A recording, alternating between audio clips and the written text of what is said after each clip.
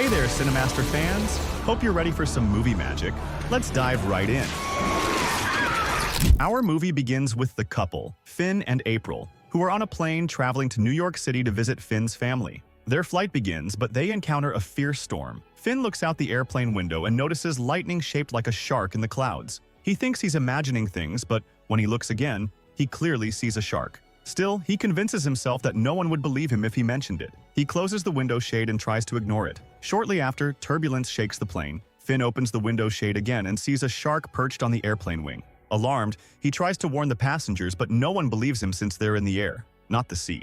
A flying shark? That's impossible, they think. A flight attendant and a federal agent try to calm the passengers, explaining that it's just turbulence. But the situation escalates as more sharks gather outside the plane, becoming visible as they fly around the aircraft. One shark enters one of the plane's engines, causing it to burn out. The plane starts losing altitude, and the damaged engine breaks off, hitting the side of the aircraft and creating a large hole. A passenger gets sucked out of the plane, terrifying everyone on board. The flight attendant instructs everyone to stay seated and remain calm, but before she can finish, a flying shark attacks her, biting off her head in one gulp.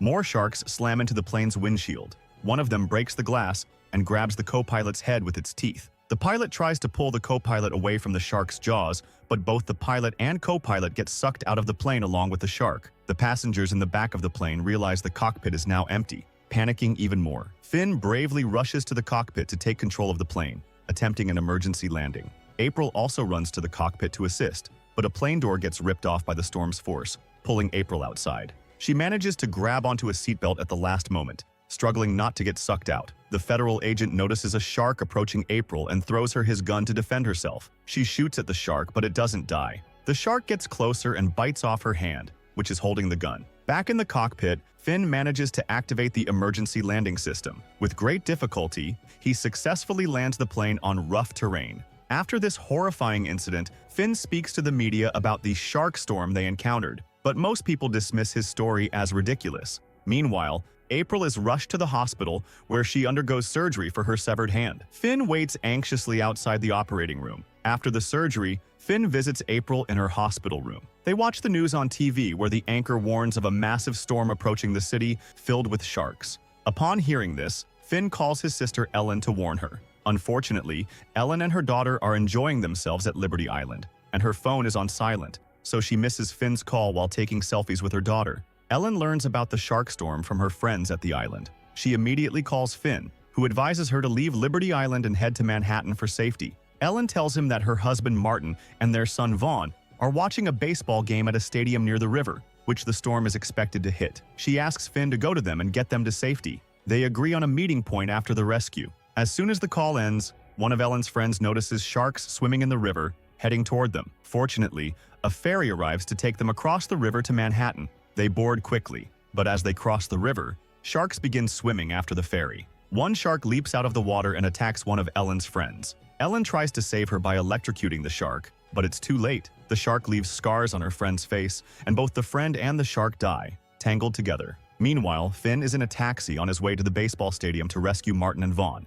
He tries calling Martin, but his phone is off since he's engrossed in the game. Finn arrives at the stadium and meets a woman named Sky, who was their schoolmate. Sky leads Finn to the stands where Martin and Vaughn are sitting. Finn tries to convince them to leave immediately, but they refuse, insisting on finishing the game. The river water, combined with strong winds, creates a powerful storm filled with sharks, which invades the baseball stadium. People panic as sharks begin falling from the sky. Chaos erupts as the terrified crowd scrambles to escape. Finn and his group manage to leave the stands. On their way out, they grab baseball bats to defend themselves. They exit the stadium and head to the train station, boarding a train. However, they fear that the storm's waters might flood the underground tunnels through which the train is traveling. A few kilometers ahead, two workers notice that water has flooded the underground passage. They rush to close the valves to stop the endless flow, which threatens to flood the entire tunnel. While walking through the passage, they encounter a giant crocodile that emerges from the water and attacks one of the workers, biting off his head. The other worker runs for his life as the crocodile chases him. However, the water pressure causes the valve to explode, flooding the passage with water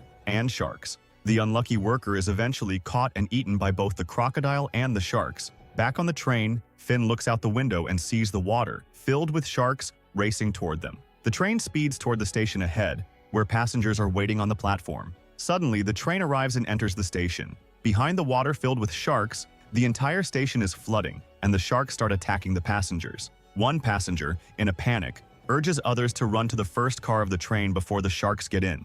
Amidst the chaos, a shark breaches the car and attacks a police officer who was helping people escape. However, one of Martin's friends hits the shark with a baseball bat, saving them, though the officer loses a leg. But the shark isn't satisfied and goes after Martin's friend with the bat, who stands triumphantly, only to face danger. After the passengers rush to the first car, Finn returns to the breached car to save a woman the shark wants to drag away. Unfortunately, his efforts are in vain, and the shark turns on him as well. Finn defends himself with the baseball bat, but the shark breaks it, injuring Finn's hand. Finn grabs the broken bat piece and kills the shark. They realize their only hope is to get out of the train, so Finn pulls the emergency brake. As soon as the train stops, everyone, including Finn and the other passengers, rushes out and emerges from the tunnel onto the street. On the street, Finn and his group take a taxi and contemplate what kind of weapons might defeat the flying sharks. They reach Times Square, where they split up to search for supplies. Finn enters a restaurant and asks for gas canisters to make bombs, and the owner agrees to help them fight the sharks.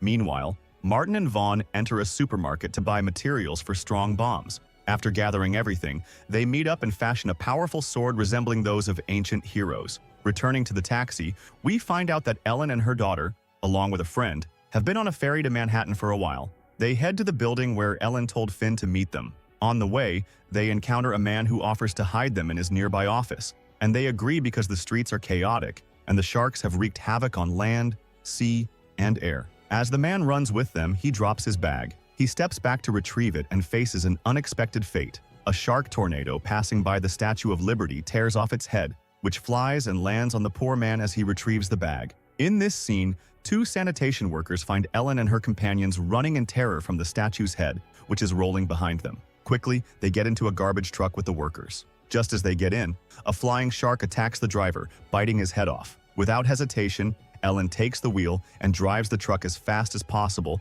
to escape the statue's head. The second worker clings to the truck while Ellen speeds away. The statue's head reaches the truck and lightly scratches the worker's back. Knowing the truck is slow and the statue's head will crush them, Ellen veers the truck to the left onto the sidewalk, hitting a light pole. The statue's head passes by and they narrowly escape. They get out of the truck and run until they find a bike station. They take 3 bikes and head to the building where Finn and the others are supposed to meet them. At the hospital where April is, the doctors are worried about debris from the tornado breaking windows and injuring patients. They decide to move patients to the ground floor. April decides to escape amidst the chaos, leaves the hospital, and finds a fire truck to reach Finn. In the city, the storm causes river water filled with sharks to flood the streets. Finn and his group are trapped in the taxi, needing to escape quickly before the water drowns them and makes them easy prey for the sharks. Finn comes up with a smart idea. They exit through the taxi's sunroof. Finn takes a piece of rope from the driver and throws it over a traffic light pole. They slide down the rope over the shark-filled water.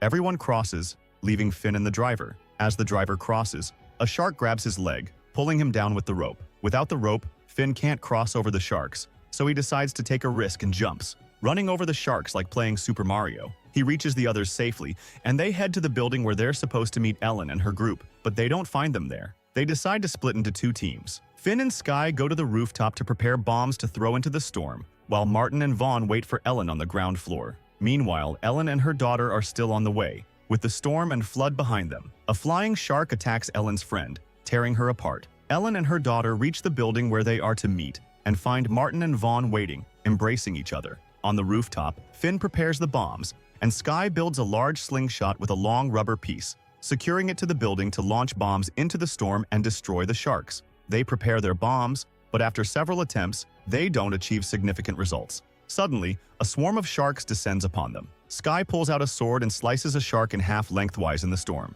Another shark breaks the building's glass, allowing storm water to flood in, adding to the water from a broken water tank. The water floods the ground floor where Ellen's family is, and they rush to the emergency stairs. Back on the rooftop, Finn creates a massive bomb and throws it into the storm, killing some sharks. However, the explosion's fire catches the building, and debris falls on them with shark pieces. Finn and Sky quickly re-enter the building and descend the stairs. On the stairs, they find Ellen and her family coming up from below. Fleeing from water and sharks, they found themselves surrounded by fire from above and water and sharks from below. They saw the door to the 4th floor in front of them, leading to the fire exit, but it was locked. Finn managed to find an axe and tried it out by striking a shark on the head, killing it. After that, Finn broke the door with the axe, and they exited through the fire escape to the street. There, they found a firefighter's truck that had come to their rescue. They got in and went to the state building. Upon arrival, Finn met the mayor of New York and explained that he had tried bombs and fire against the sharks, but nothing worked. He wanted to destroy them using the building's freon gas tanks, which are used for cooling in air conditioners and refrigerators. The mayor agreed and gave Finn an electric saw, which could be useful. Sky went up the building with Finn. She entered the freon tank room and connected the electrical cables, while Finn connected the cables to the lightning rod on top of the building. After everything was ready, Finn pulled the cable connected to the tanks to activate it, but it got disconnected. Sky came to help and reconnected the cable. Finn used the electric saw as a conductor between the lightning and the building's rod, causing the entire building to explode. They were caught in the whirlwind, which became like a freezer due to the freon gas. They found themselves falling from the sky with the sharks. Finn clung to a flying shark and landed it on a building rod, killing the shark. He landed safely and met his wife. A flying shark came at them, and he had no means of defense. He looked beside him and found a dead shark. He opened the shark and found his wife's severed hand with a gun. Because this was the shark that had swallowed her during the plane incident, he shot the flying shark dead. Afterward, he took the ring from his wife's severed hand and knelt on one knee like a knight to put it on her other hand, as if proposing to her again. Subscribe to follow all the new movies. See you with a new movie.